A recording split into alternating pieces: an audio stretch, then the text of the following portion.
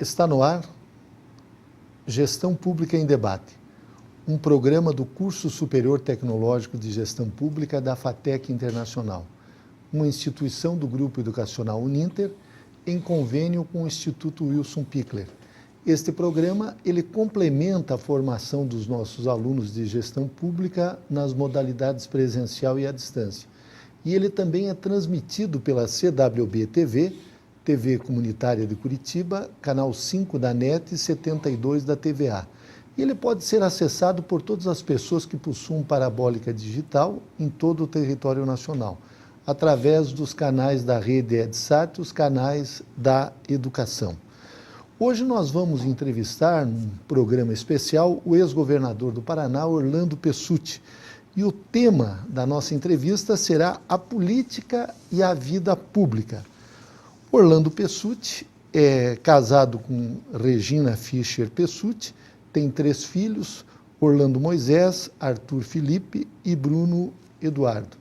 Formado em Medicina Veterinária pela Universidade Federal do Paraná, é funcionário dos quadros da Emater, empresa aqui do estado do Paraná.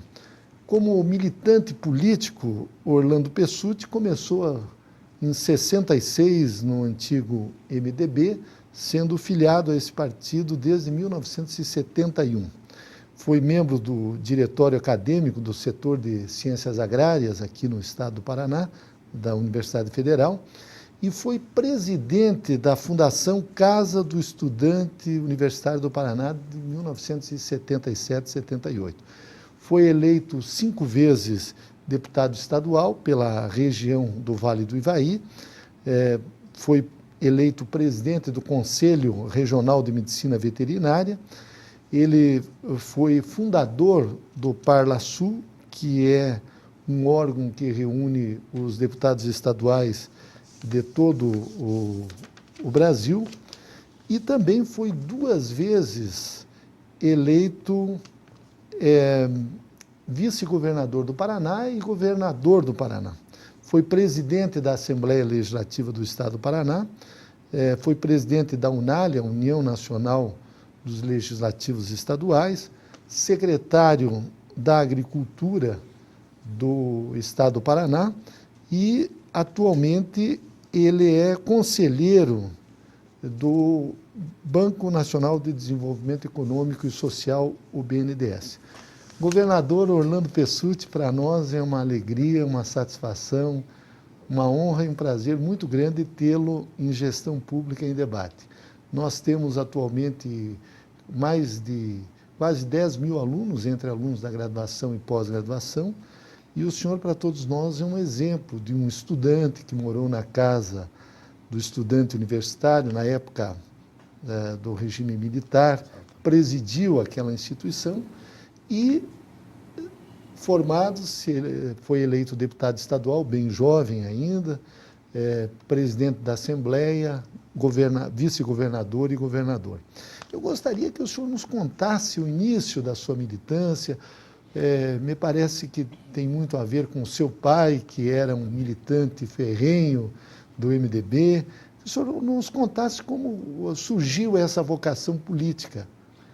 Olha, Jorge Bernardi, em primeiro lugar eu quero dizer que é uma satisfação estar aqui contigo, falando para toda a nação brasileira e até para o exterior, porque hoje, através dos mecanismos que nós possuímos, né, das telecomunicações, dos meios de se comunicar, nós podemos estar, neste momento, falando, inclusive, com pessoas que nos assistem no exterior, por esse mundo afora. Eu digo a você que realmente tem uma história de vida bastante longa, apesar de sermos ainda jovens do ponto de vista da idade. Eu e você somos da mesma geração. Eu tenho hoje só 58 anos de idade, dos quais 28 dediquei a mandatos eletivos, né? 20 anos fui deputado estadual junto à Assembleia Legislativa do Paraná, 7 anos fui vice-governador e 1 ano fui governador do estado do Paraná. E a nossa vocação para a política vem, sim, da militância, da forma como agia meu saudoso pai, Natal Pessutti, minha saudosa mãe, Idalina Pinese, no interior do estado do Paraná. Eu sou nascido na pequena cidade de Califórnia, à época ainda município de Apucarana. Depois me transferi para Jardim Alegre, à época ainda município de Manoel Ribas, depois município de Ivaiporã, depois município de Jardim Alegre. E lá muito menino ainda. Quando eu digo isso, as pessoas até meio que duvidam, mas eu tinha 7 anos de idade e me lembro com muita clareza de toda a movimentação que o meu pai já fazia em favor da eleição de Teixeira Lott a presidente da República, ele que usava a espada como símbolo, no enfrentamento que fazia a Jânio Quadros, que usava a vassoura como seu símbolo de campanha eleitoral. Depois me recordo das eleições municipais de Manoel Ribas, das eleições municipais de Ivaiporã, daquela campanha do parlamentarismo e do presidencialismo que procurava afirmar, como de fato se afirmou, a presença de Jango Goulart, né, de João Goulart, como presidente da República num sistema presidencialista e não parlamentarista. Acompanhei um pouco desconfiado de tudo, né, o golpe militar de 64, eu já tinha 11 anos de idade. E aí, em 66, por aí, quando o MDB foi criado e a Arena foi criada, meu pai, que vinha da militância junto com o PTB, com o PSD, naquela ocasião de Getúlio Vargas, né, o PTB de Getúlio Vargas, o meu pai e todos nós fomos para o MDB. E no MDB comecei a militar quando eu tinha 13 anos de idade, lá na escola primária, depois na escola ginasial, que era dessa forma que se tratava na época, a segmentação do ensino, e começamos a nossa militância no Grêmio Estudantil lá de Jardim Alegre, depois no Grêmio Estudantil aqui já em Curitiba, no Colégio Estadual do Paraná, onde vim estudar em 71 o 2º grau, né? Depois no Diretório Acadêmico do Setor de Ciências Agrárias, mas sempre com uma atuação muito presente na vida partidária. Você disse ainda há pouco, eu quando completei 18 anos, fiz o meu título eleitoral, meu alistamento eleitoral, e já me filiei ao MDB em 1971 e permaneço até hoje no MDB-PMDB e me orgulho dessa história de vida que tive de militante político, que continuo sendo, e de militante estudantil, vivendo dentro das escolas durante todo o período de ditadura militar, e sabendo realmente conduzir o processo para que conquistássemos importantes aberturas, como foi eleições diretas para prefeitos e governadores, a Constituinte, a liberdade da imprensa, o fim do ato institucional número 5, do Decreto-Lei 477, que impedia todo o funcionamento dos movimentos estudantis. Então é uma vida repleta de tantas coisas e que aconteceu num tão curto espaço de tempo. Eu, outro dia, conversando com um colega seu, um amigo da época da Casa do Estudante Universitário, e ele contando de como foi a sua eleição para a presidência da CEL. Parece que havia um interventor lá da época dos militares e houve uma disputa e o senhor não era o favorito. Havia 2 ou 3 candidatos, mas me parece que um cabo eleitoral de um desses candidatos ele foi muito mal e com a sua conversa fácil, amizade, passou-se, digamos assim, do 3º colocado ou do 2º e acabou vencendo a eleição. Eu gostaria Realmente. que contasse esse episódio aí para nós, como é que foi? Foi a sua primeira grande disputa eleitoral? Com toda certeza foi a primeira grande disputa eleitoral. Eu entrei na Casa do Estudante quando entrei para a Universidade Federal fazer medicina veterinária. Comecei na universidade em fevereiro, março e entrei na casa a morar em maio de 1974. Permaneci na casa 74, 75, em 76 eu fui eleito vice-presidente da Casa do Estudante Universitário. E daí em 77 eu fui eleito presidente.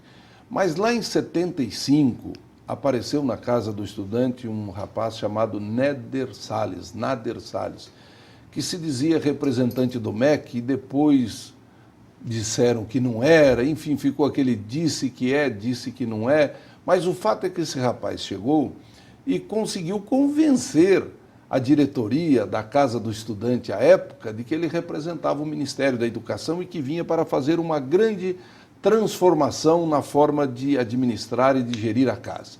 E aquilo criou um desconforto muito grande dentro da casa, um sentimento assim de revolta dos estudantes, porque ele ameaçava as pessoas, ele chamava as pessoas de madrugada, fazia com que nós descêssemos meia-noite, 2 horas da manhã, para que nós pudéssemos ouvir uma pregação dele e ameaças de que nós poderíamos ser colocados para fora da casa do estudante, mas nada disso nos amedrontou.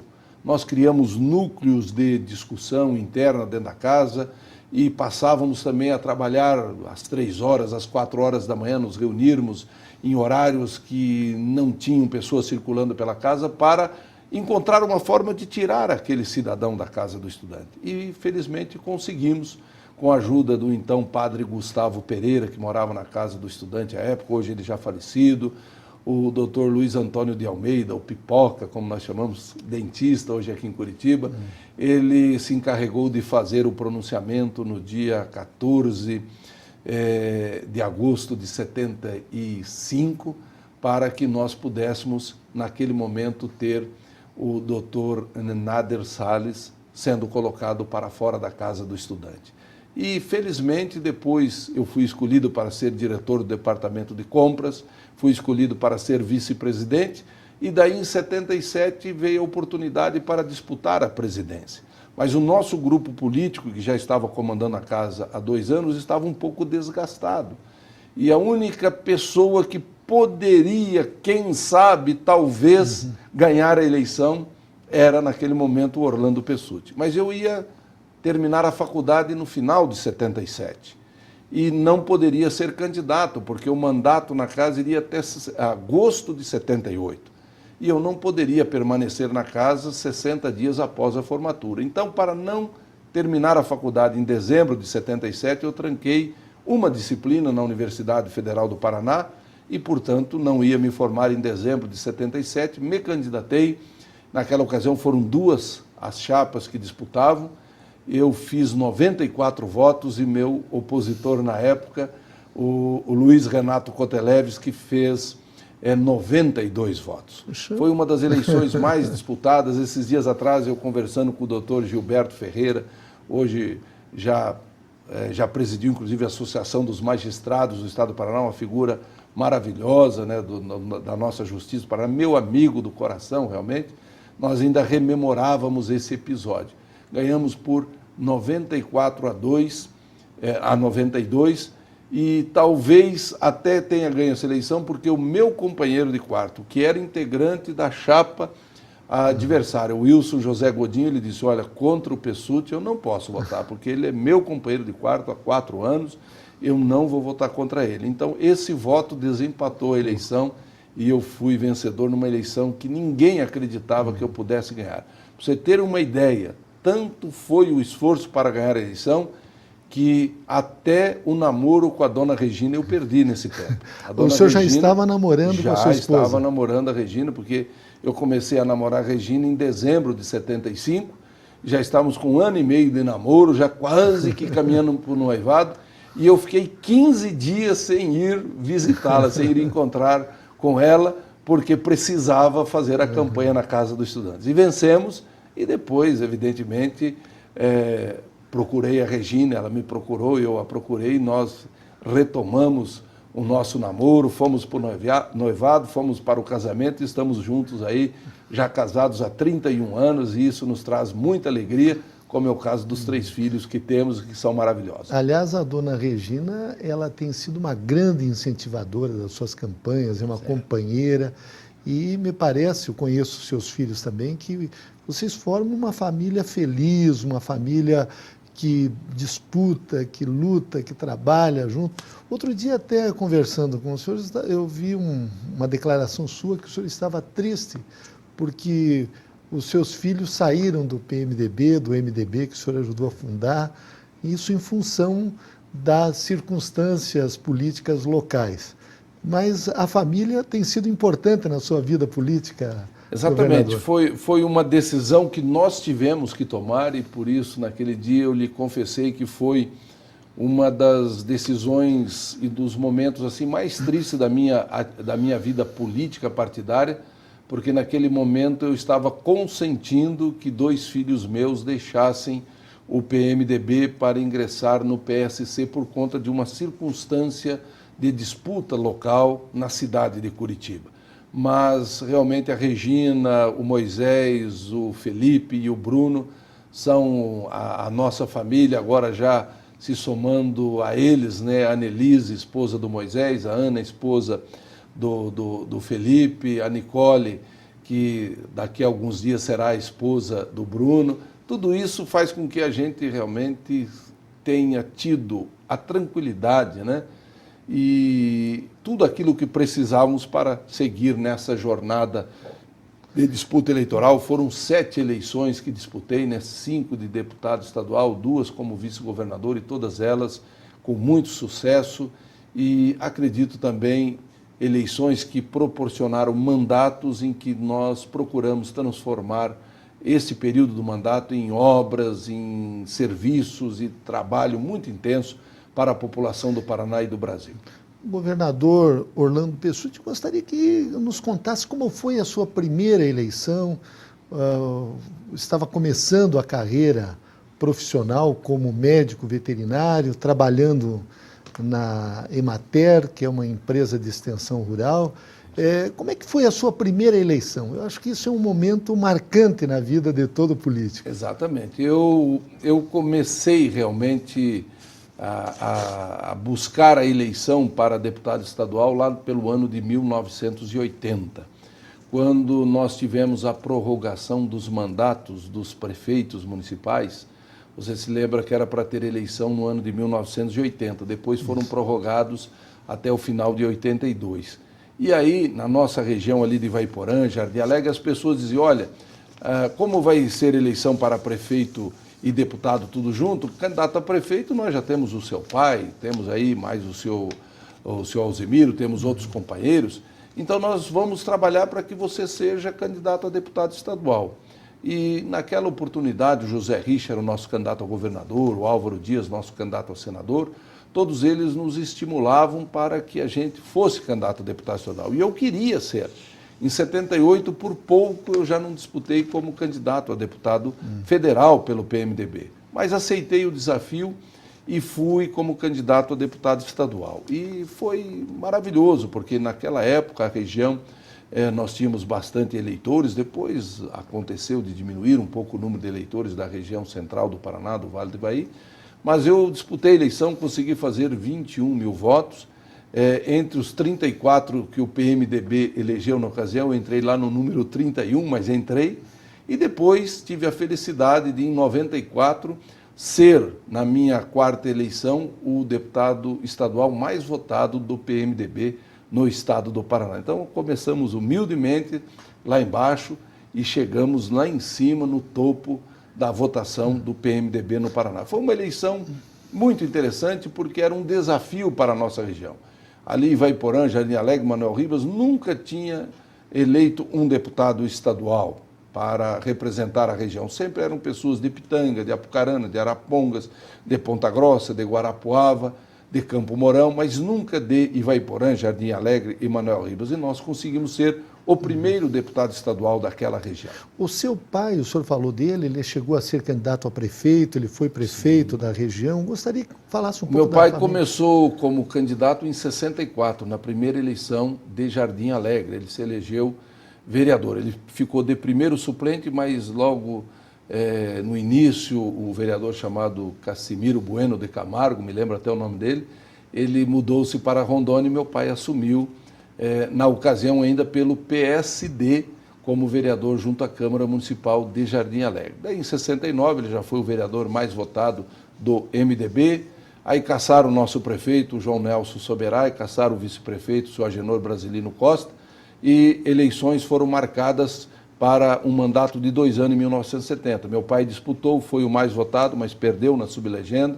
72 disputou de novo, foi o mais votado para prefeito, perdeu na sublegenda. 76 disputou de novo, foi o mais votado, perdeu na sublegenda, porque naquele tempo tinha Arena 1, 2 e 3, MDB 1, 2 e 3. O meu pai sempre fazia a maior votação e perdia na sublegenda. E daí, em 1982, quando eu me elegi deputado estadual, ele foi o segundo mais votado. E aí eu até responsabilizo a minha candidatura por ele não ter sido o mais votado, porque o nosso companheiro de chapa no PMDB era o senhor Alzimiro, que tradicionalmente era o nosso adversário.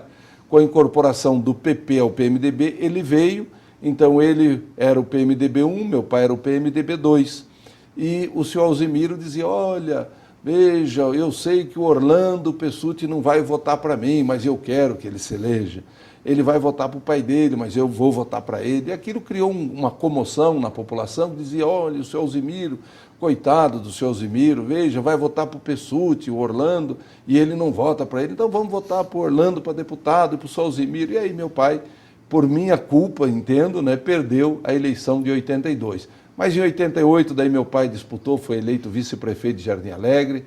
A minha irmã já foi a vereadora mais votada daquele município, já disputou 2 eleições para a prefeitura municipal, perdeu uma por 41 votos e a outra por 18, mas se Deus quiser, agora em 2012, ela haverá de ser eleita. A minha sobrinha já foi vice-prefeita de Jardim Alegre, portanto, Jardim Alegre, desde 64, a família Pessutti disputou sempre todas as eleições em Jardim Alegre. O seu pai chegou a lhe ver como governador? Ele estava vivo nessa Ele época? estava vivo em 1994, quando eu assumi pela primeira vez o cargo de governador. Eu era presidente da Assembleia Legislativa, o Mário Pereira era o governador do estado do Paraná, porque o Requião tinha renunciado para ser senador eleito em 94, então o Mário Pereira foi para o exterior, se não me engano, em Nova York, assinaram um convênio com o Banco Mundial, e eu, como presidente da Assembleia, em outubro de 94, assumi pela vez primeira o governo do estado do Paraná. E meu pai, inclusive, não pôde vir, porque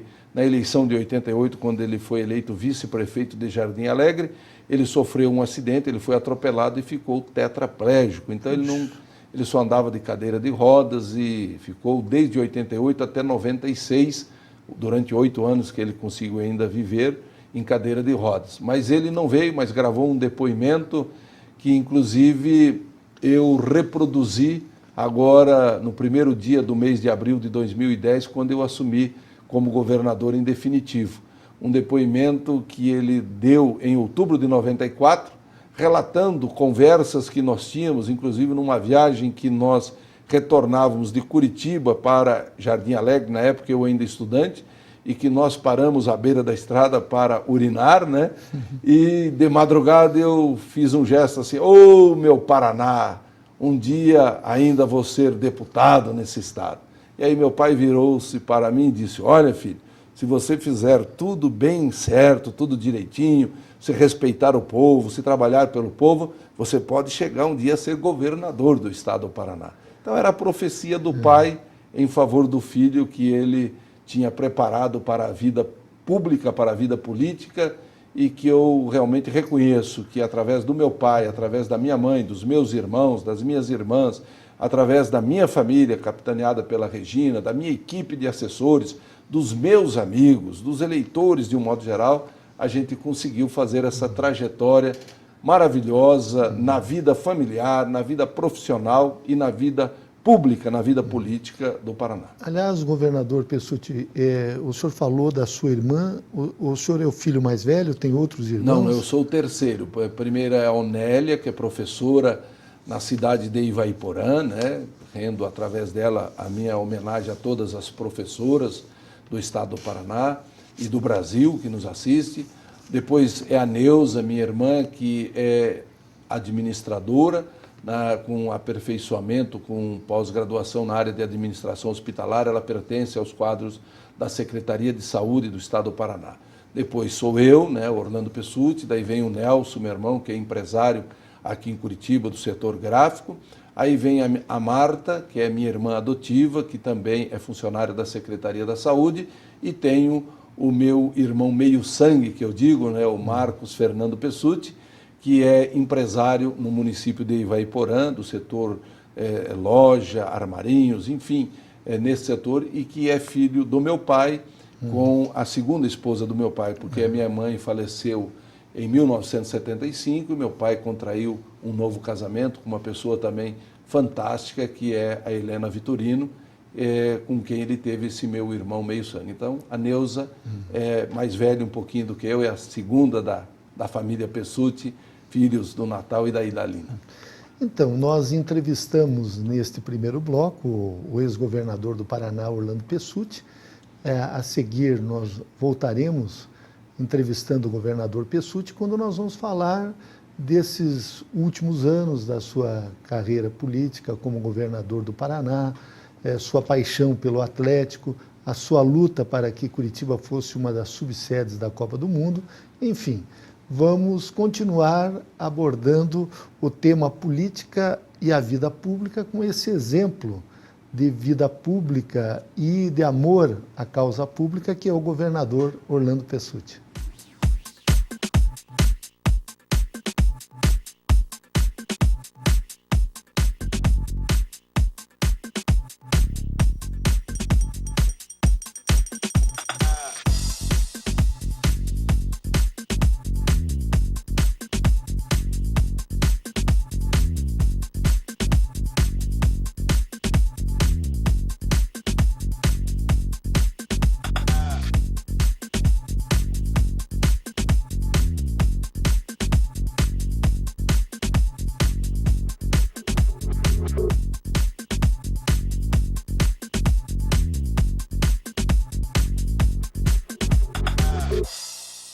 Educar é fazer sonhar, é acreditar no valor das pessoas, ampliando seus horizontes. Educar é realizar. Com a missão de criar oportunidades que transformam a vida de quem precisa, o Instituto Wilson Pickler de Responsabilidade Social faz a diferença para muitas pessoas. Oferece cursos de graduação e pós-graduação à distância, em parceria com o Grupo Uninter, e cursos livres de capacitação. Além disso, possui projetos de geração de renda para comunidades carentes. Instituto Wilson Pickler de Responsabilidade Social, acreditando no valor das pessoas através da educação.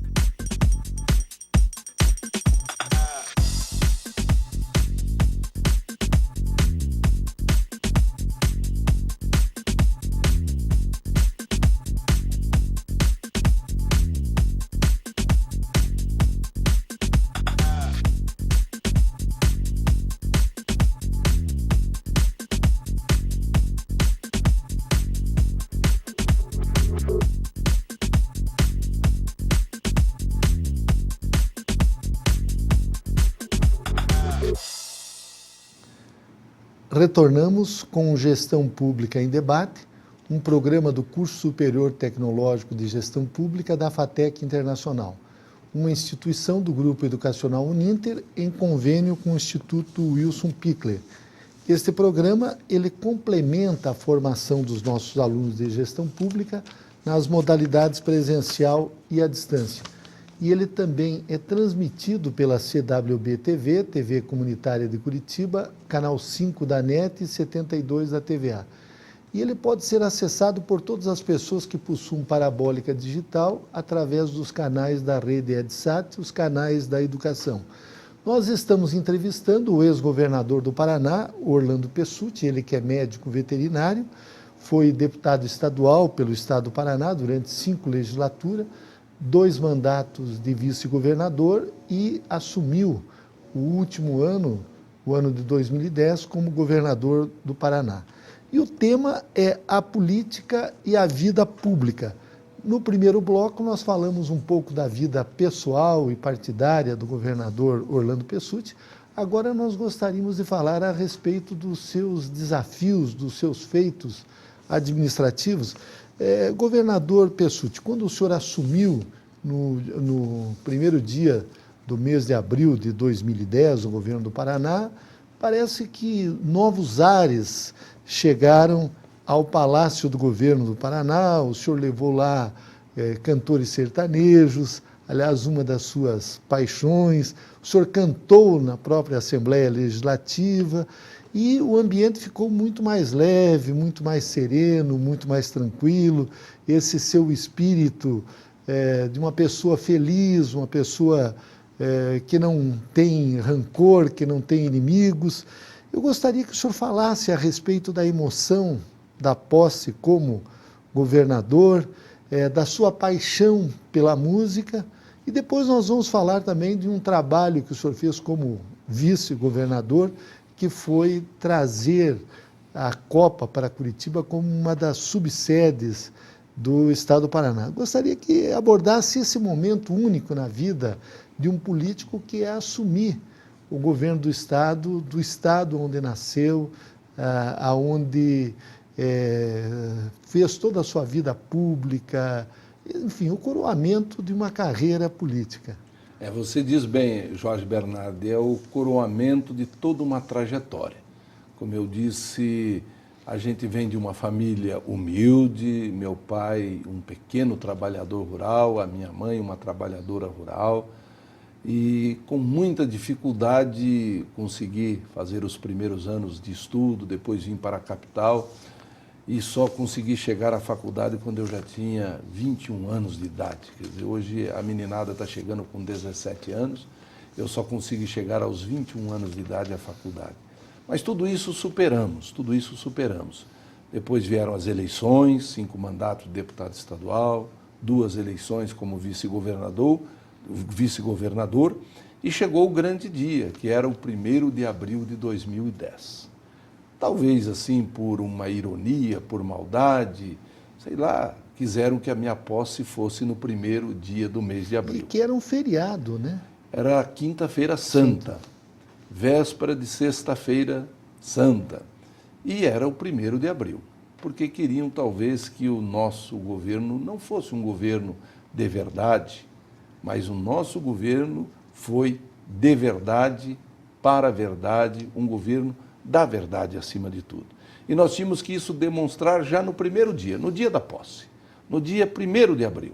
E ali nós colocamos com clareza aquilo que era a verdade Orlando Pessutti, a verdade família Pessutti, os amigos do Pessutti, todos aqueles companheiros que caminharam ao nosso lado ao longo de toda uma trajetória de vida pessoal, familiar e de uma vida de disputa eleitoral.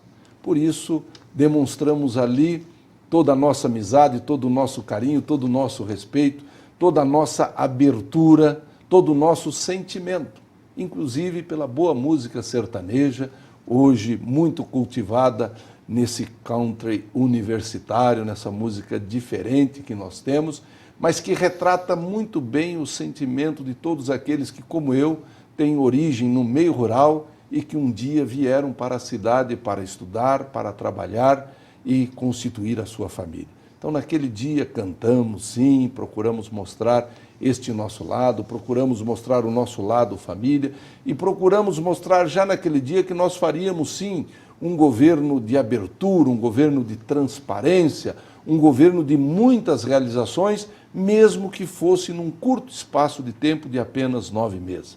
E eu sou realmente muito grato ao povo do Paraná, porque esse momento único na vida de uma pessoa, num estado que tem 10.500.000 habitantes, você ser, naquele momento, a única pessoa que tem a oportunidade de ser o governante de todos esses 10.500.000 habitantes, é um momento especial na vida e que eu jamais, evidentemente, vou esquecer. Como não vou esquecer os outros dias que tive que superar, vencer como governador nos 9 meses em que governamos esse Paraná, com muitas realizações, deixando marcas realmente do nosso trabalho, marcas que já vinham sendo colocadas na nossa trajetória como homem ligado à agricultura, ligado à saúde pública, ligado às causas da educação, ligado às causas do meio ambiente, às causas da segurança pública. No meio ambiente mesmo, fizemos muitas leis, como, por exemplo, a lei do reciclável, que obriga todas as embalagens a ter um símbolo ali dizendo que aquele produto é reciclável, a lei de proteção da flora e da fauna ameaçada de extinção, a lei que disciplinava o uso dos venenos agrícolas nas propriedades rurais e principalmente a lei das auditorias ambientais, que estabelecia a necessidade de inspeções, auditorias prévias em indústrias e estabelecimentos agropecuários, industriais, que tinham um potencial de risco de acidente ambiental maior do que os outros. Foi nesse dia em que tudo isso se coroou de êxito, porque ali naquele momento nós estávamos coroando, por exemplo, um programa Leite das Crianças que nós criamos ainda sugerimos quando deputado estadual e criamos quando vice-governador, um programa do trator solidário que financiava tratores com um preço bem mais barato para os nossos agricultores, o programa da irrigação noturna, que tudo está inserido nesse contexto que você nos coloca de gestão pública, de vida política e de gestão pública que nós desenvolvemos. Então, naquele dia em que tomávamos posse, nós estávamos diante de todas essas realizações e da necessidade de prosseguirmos fazendo mais pela educação, fosse a educação especial, a fundamental, o ensino médio, o ensino superior, fosse pela segurança pública, onde fizemos um grande trabalho criando batalhões, grupamentos do Corpo de Bombeiro, criando companhias independentes, contratando em 9 meses, coisa que nenhum governador fez num período tão curto de governo. Em 9 meses, nós contratamos 2.516 policiais civis e militares para o Paraná, criamos o BOP, o Batalhão de Operações de Polícia Especial, criamos o grupamento aéreo da Polícia Militar, criamos o batalhão de eventos, criamos, enfim, uma estrutura dentro da Polícia Militar, como a Corregedoria, que permitiu que a segurança pública caminhasse de uma forma melhor do que estava caminhando até o dia 31 de março de 2010. Eu, portanto, me orgulho dessas coisas que fizemos, das marcas que deixamos, de sugestões, Jorge Bernardi, que nós deixamos, como o conjunto de obras sugeridas com o nome de Rodovia Interportos, onde nós pretendíamos, com recursos do próprio Porto de Paranaguá e recursos do governo federal, fazer a duplicação ali da rodovia 101 Garuva até Guaratuba, de Guaratuba até Praia de Leste, de Praia de Leste até Pontal do Sul, fazer a ligação da 277 com o Porto de Antonina, fazer com que nós pudéssemos ter a tão sonhada ponte de Guaratuba, fazendo com que os portos de Itapoá, em Santa Catarina, se interligassem com os portos de Paranaguá, Antonina e o futuro porto de Pontal. Então deixamos marcas de trabalhos realizados, deixamos propostas de como realmente deveríamos agir no desenvolvimento, por exemplo, da nossa região litorânea do estado do Paraná. Aliás, governador Pessutti, em relação a esse projeto do Interportos, que seria uma rodovia no litoral do Paraná, que é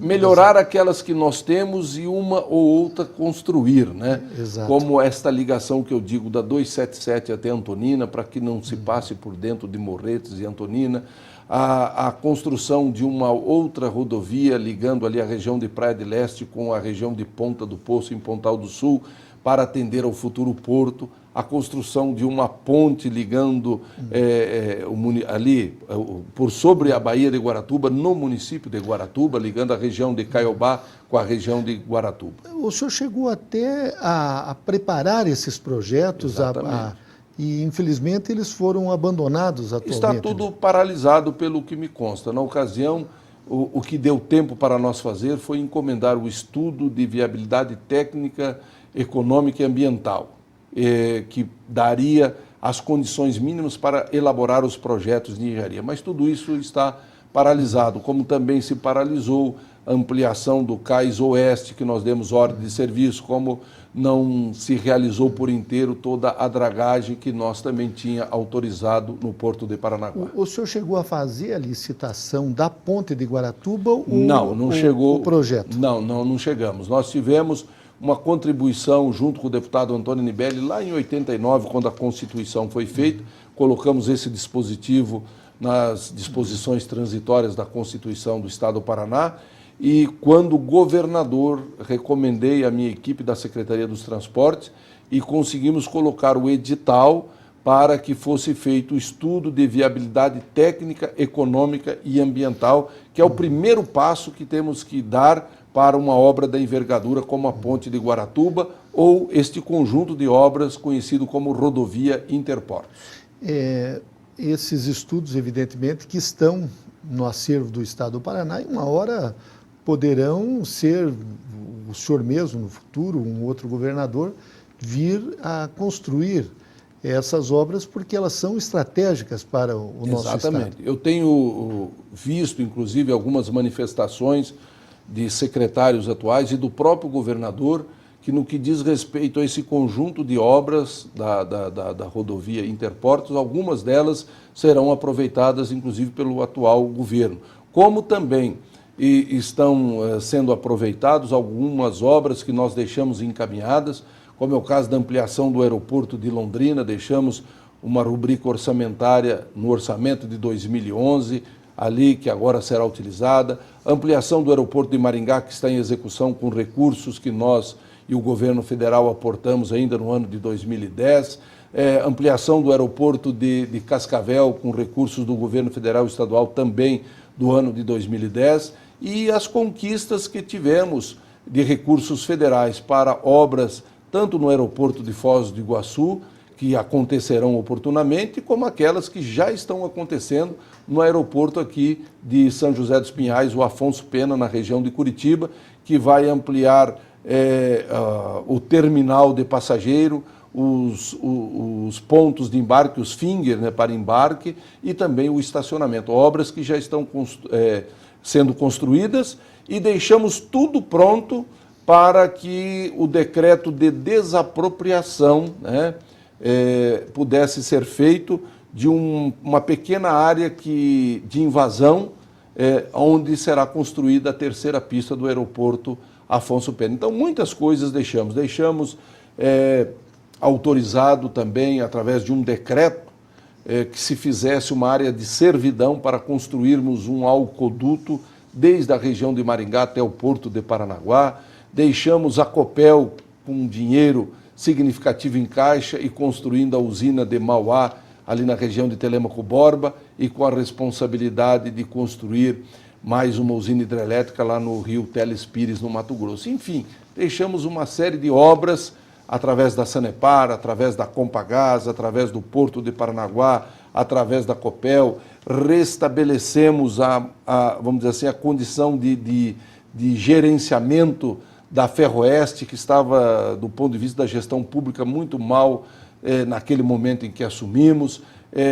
Restabelecemos o Porto Seco na região de Cascavel, quer dizer, a estação aduaneira do interior de Cascavel, em parceria com a Receita Federal, através da Codapar, inclusive numa parceria com os nossos irmãos paraguaios. Enfim, fizemos uma série de coisas que são marcas que estamos deixando na área da educação, com escolas, quadras cobertas, na área da cultura, com as nossas bibliotecas, na área da saúde, conclusão de hospitais, clínicas da saúde, na área social e do trabalho, os centros de reabilitação e assistência social, os CRAS, na área da juventude, os centros da juventude, obras que ficaram como marcas do nosso período de governo, que, embora tendo sido curto, foi muito promissor, inclusive no desenvolvimento urbano, onde liberamos recursos para o recape asfáltico para 167 municípios, na área da sinalização das vias públicas, onde, através do Detran, também deixamos 30 e poucos milhões de reais para a sinalização de municípios. Infelizmente, muitas dessas obras tiveram as suas ordens de serviços canceladas ou suspensas, algumas estão retornando, mas aquilo que nós podíamos fazer num ano eleitoral, num período de campanha eleitoral, num ano de final de mandato, onde a lei de responsabilidade fiscal, e você sabe disso, você que é um professor dessa área, nos obriga a tomar uma série de precauções. Ano eleitoral, campanha eleitoral, último ano de um mandato, mesmo com todas essas restrições, eu posso dizer que deixamos um governo melhor do que recebemos no dia 1º de abril. Deixei depositado nos bancos mais de 3 bilhões de reais, deixamos sim restos a pagar, mas no balanço geral do Estado. É só acessar o Balanço Geral do Estado, lá na página 349, mostra que encerramos o ano de 2010 com um superávit financeiro de 1 bilhão 168 milhões e a aprovação das nossas contas pelo Tribunal de Contas do Paraná demonstra que, do ponto de vista da gestão pública, da gestão administrativa, do gerenciamento do Estado do Paraná, nós agimos não só politicamente, mas já agimos como um bom gestor, cuidando das finanças e da administração do Paraná.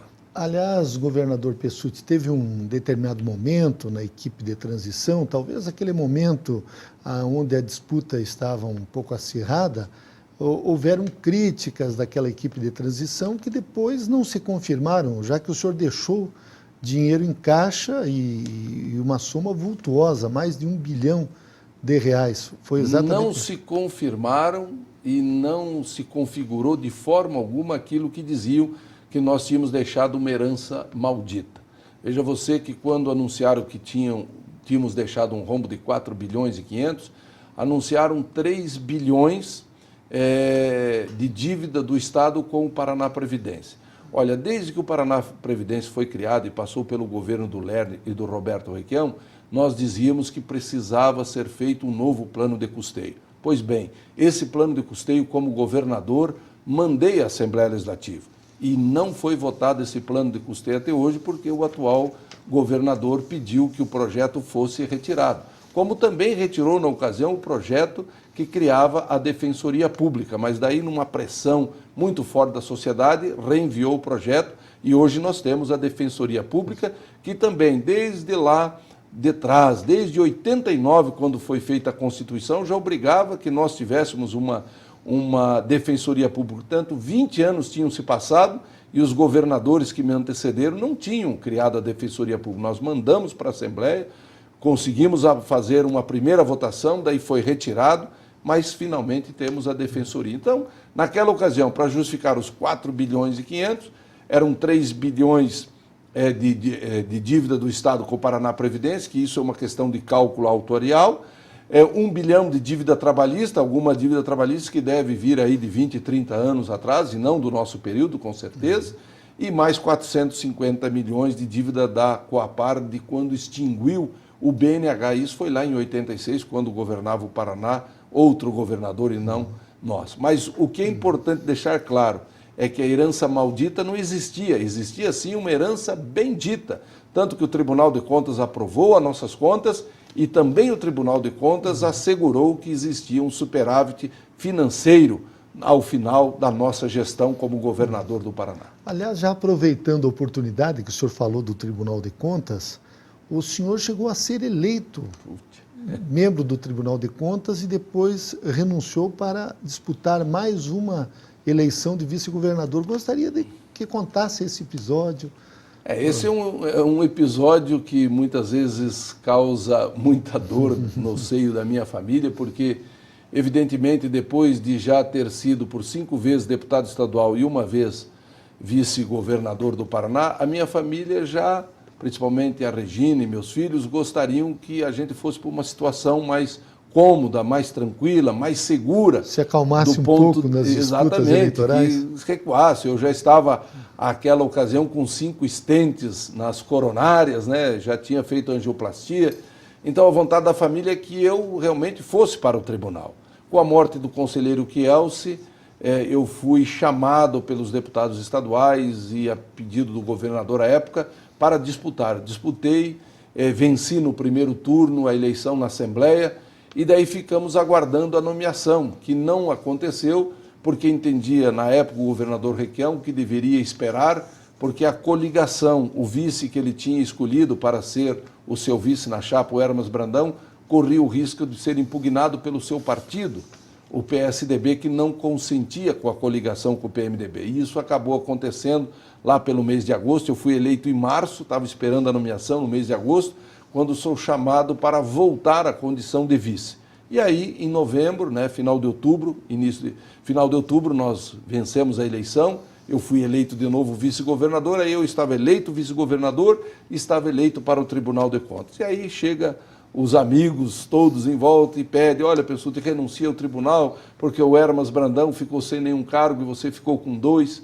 e aí mesmo contrariando a minha família e contrariando talvez até uma certeza de um futuro mais seguro do ponto de vista pessoal e familiar, eu renunciei ao Tribunal de Contas para continuar sendo vice-governador. Cargo vitalício. Exatamente. Naquela hora eu estava abrindo mão de um cargo vitalício, onde eu poderia por 17 anos permanecer no Tribunal de Contas, né, para permanecer 3 anos como vice-governador e depois mais 9 meses como governador do Paraná. Mas é um episódio da vida, que eu saiba, nunca no Brasil ninguém renunciou a um Tribunal de Contas para continuar sendo vice-governador de um estado. Eu fiz isso porque entendia que a minha missão como político me chamava naquela hora para continuar sendo vice-governador, com a perspectiva de ser governador e disputar uma reeleição, um segundo mandato, e aí sim poder trabalhar por mais tempo,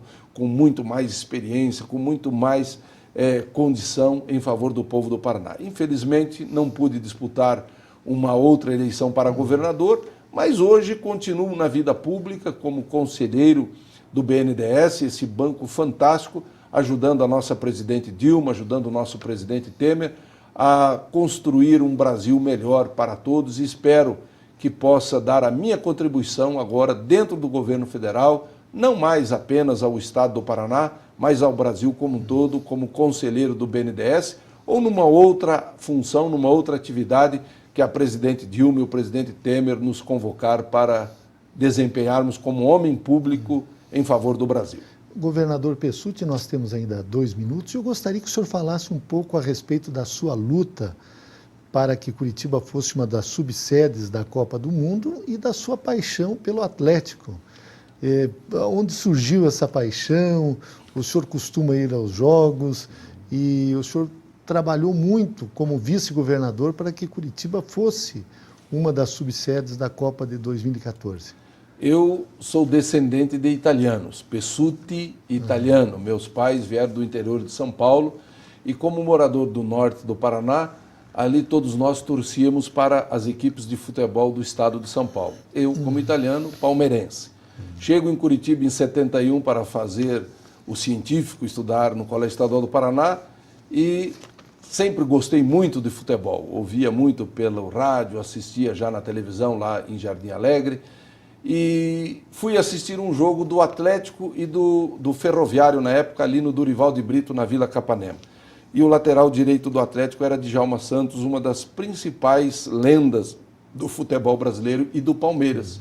Eu, como palmeirense, torcia para Djalma Santos e, torcendo para o Djalma Santos, me tornei um atleticano. E realmente torço pelo Atlético, estamos vivendo aí um momento difícil nesse campeonato brasileiro, mas respeito todas as demais equipes. Eu não desmereço o trabalho que o Coritiba, o Paraná, que o Operário de Ponta Grossa, o Londrina, o Maringá, enfim, o Rio Branco de Paranaguá, não desmereço. Eu torço em favor do bom futebol, torço pelo Atlético Paranaense, em segundo momento torço pelo Palmeiras ainda, mas faço disso um momento de alegria, não um momento de confronto, não um momento de crítica ao meu time adversário. Não, sempre procurei. O senhor teve um papel importante para trazer a Copa para o Paraná e para Curitiba. Desde que em outubro lá de 2007, quando foi decidido que a Copa seria no Brasil, nós fomos designados para presidir o comitê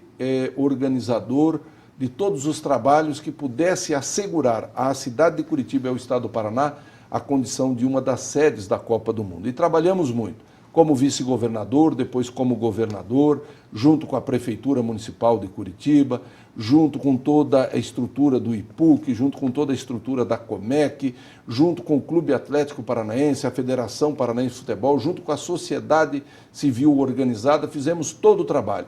Conquistamos o direito de sediar a Copa do Mundo e conquistamos importantes recursos do governo federal, destinamos recursos estaduais para obras de mobilidade urbana, como essa que a presidente Dilma veio aqui anunciar recentemente, o metrô para a cidade de Curitiba. Então, Curitiba será a sede da Copa do Mundo e nós vamos tudo fazer para que o estado do Paraná e Curitiba seja uma das melhores, se não a melhor, sede da Copa do Mundo em 14 e das confederações no ano de 2013. Então, nós entrevistamos em Gestão Pública em Debate o ex-governador do estado do Paraná, Orlando Pessutti. Governador Pessutti, eu quero agradecer muito a sua presença e dizer que não tenho dúvidas de que o senhor contribuiu muito mesmo para a formação dos nossos alunos. Muito obrigado. Muito obrigado Foi uma a honra você. Tê-lo em Gestão E Pública. fico feliz de poder E eu estar queria lhe vendo aqui esse presentear livro.